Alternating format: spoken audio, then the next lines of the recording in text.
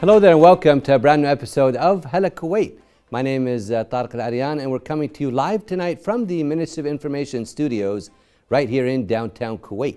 And I hope everyone out there is having a great evening wherever you may be watching tonight's episode of the program. In the beginning of our show, I would like to highlight to our dear viewers that the virus and the chance of catching COVID-19 is still out there. Please stay safe and maintain the wearing of medical masks and social distancing. Please listen to information in all health-related issues from reliable sources, especially with regards to vaccinations. First off this evening, right here on Hala Kuwait, we want to get to this very beautiful report about mosques and the religious life in the beautiful country of Uzbekistan. Stay tuned.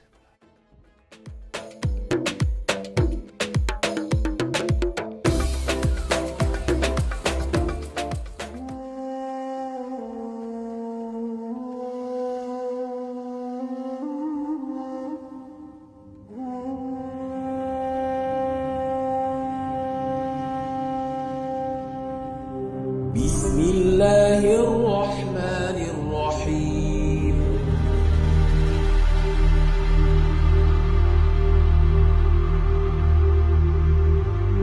There is an Islamic shrine, Mausoleum and Mosque Suzukota. Mausoleum and Mosque Suzukota rises in Shaykhantakhur district of Tashkent city. Suzukota's original name is Mustafa Kul. Born in 1140, he was the youngest son of Gavhara Khushtach, a daughter of founder of first Sufi order in Central Asia, Holy Hazrat Khoja Ahmad Yasavi.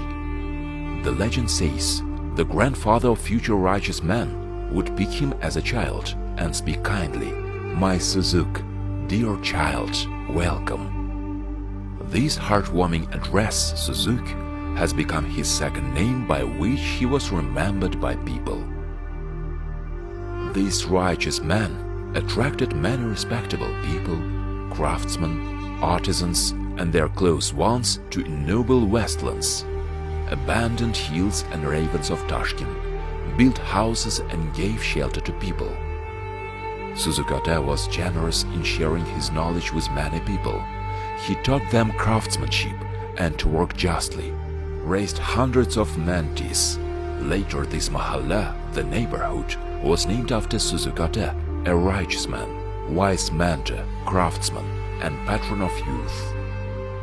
Today, citizens of this mahalla are engaged in handicrafts, wood carving, and other types of crafts. According to historical records, in 1363-1364, Great Amir Timur built the mausoleum on the grave of Suzukota and a mosque next to it. For the last several years, both mausoleum and the mosque were reconstructed and acquired a beautiful appearance. The main hall can host 2,000 people. Additional canopies were built around the mosque and all necessary conditions created to perform prayers. Today, Suzukota complex opened its doors for visitors. This holy place are visited by thousands of travelers and pilgrims from all regions of Uzbekistan and around the world.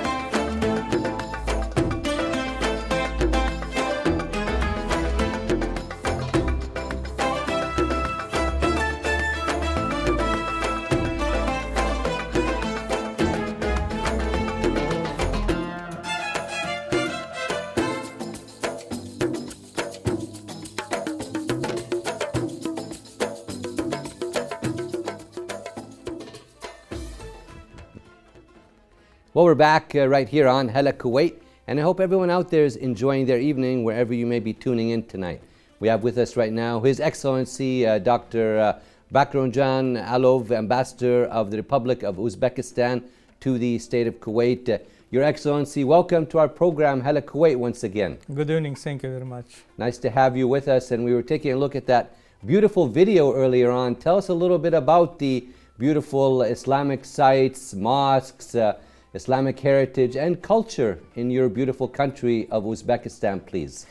Thank you very much, first of all, for your invitation. And today it is a big pleasure for me to share some information about Uzbekistan in your studio.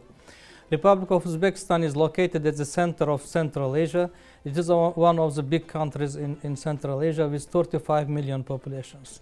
But Uzbekistan is known in the world by his big history, rich scientific and spiritual heritage. Uzbekistan in history was crossroad of Great Silk Road. In Uzbekistan was born and worked some many famous thinkers, philosophers, astronomers, mathematicians who made big contribution to the development of world and Islamic civilizations. For example, Imam al-Bukhari, Khan Biruni, Ibn Sina, Al-Tirmizi, Zamakhshari, Al-Firgani, Mirza Ulughbek, Zakhruddin Muhammad Babur, etc. And today in Uzbekistan, under the leadership of my President, His Excellency Shavkat Mirziyoyev, the government and we pay a big attention to study of heritage, scientific and Islamic heritage in Uzbekistan. By initiative of our president in Uzbekistan, we have created some research centers. For example, centers of Islamic civilizations in Tashkent, Center of Scientific and Research Center of Imam al-Bukhari, Center of Imam al-Tirmizi, Maturidi in Uzbekistan. And the big objective of the centers is a study and implementation, some research of heritage, big heritage of our thinkers. And in this case, of course, we give more attention to our international cooperations. And in Uzbekistan, just you presented a very beautiful report, video yes, about one mosque. Yes. In Uzbekistan, today there are more than 2,000 mosques in Uzbekistan. Wow. Amazing. And during this independence, 30 years, we built also more mosques in Uzbekistan. And today you presented one of these mosques. But each mosque has his history, big history in our country. Well, Mr. Ambassador, Uzbekistan has a very strong Islamic and cultural heritage, and Kuwait and Uzbekistan have a very strong relationship on many bilateral fronts. Maybe you could elaborate a little bit more on this very strong relationship, please, sir. In foreign policy of Uzbekistan, the cooperation with state of Arabic and Muslim world is very important. In this case, we give more attention to our relationship with Kuwait. Kuwait for us is very important partner in Middle East.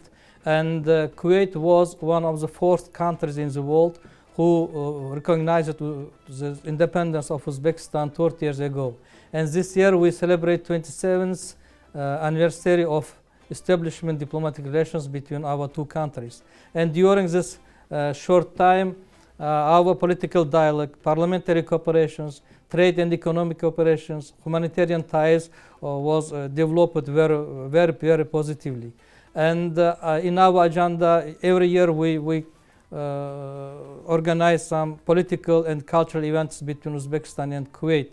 And just last 2 years, the pandemic situation, maybe some our manifestations will have some pause. But from autumn this year, we plan to renew our all manifestations in bilateral relations. And we plan to organize some political consultations this year and meeting of intergovernmental commission between two countries. Of course, in our relationship, this humanitarian and cultural cooperations is very important. Mm-hmm. And we organize in Kuwait more cultural events, and between cultural and scientific institutes and other organizations of two countries, we already established very good cooperations. For example, with foundation of Al-Babtain Foundation, we have very good relationship, not particularly in the studying of the Islamic heritage in Uzbekistan, Islamic manuscript in Uzbekistan. Very good. And last years we pay more attention to develop our economic cooperation with Kuwait. And of course, in this case, this touristic sector is very important between the two countries. Yeah, Mr. Ambassador, your country is very beautiful, a lot of things to see and do there. I mean, we could take the rest of the program just to talk about some of the nice touristic and scenic places to visit in your countries. But tell us a little bit about Uzbekistan, what's there to see and do, and how are things now after the, or still ongoing, the COVID-19 pandemic? Tell us the overall situation for tourists to visit your country.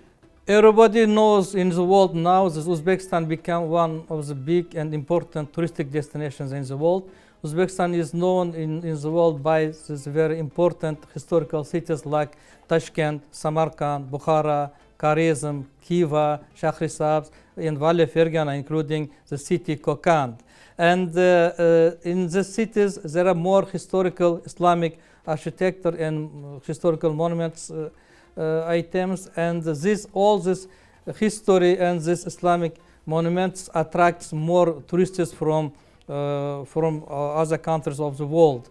In Uzbekistan also, last year we developed not only cultural tourism, but we developed also medical tourism in Uzbekistan, religion tourism in Uzbekistan, and the rift, for example, and hunting in Uzbekistan. In Uzbekistan, you see, there are 4 seasons. You can see clear, and during all 4 seasons, we organize trips and different touristic destinations, different activities. Well, that's great to hear. Now, what about the visa process? How is that for people who may be watching right now would love to visit your country, sir? The government of Uzbekistan takes step by step, gradually and very seriously measures to facilitate visa regime to Uzbekistan. And if we speak about Kuwaiti citizens, for example, last year we take very serious measures. For example, from 4th March of 2021, we implemented free visa regime for 10 days for Kuwaiti citizens to Uzbekistan. It is 4th step. But we already free visa regime for holders of diplomatic passports between two countries.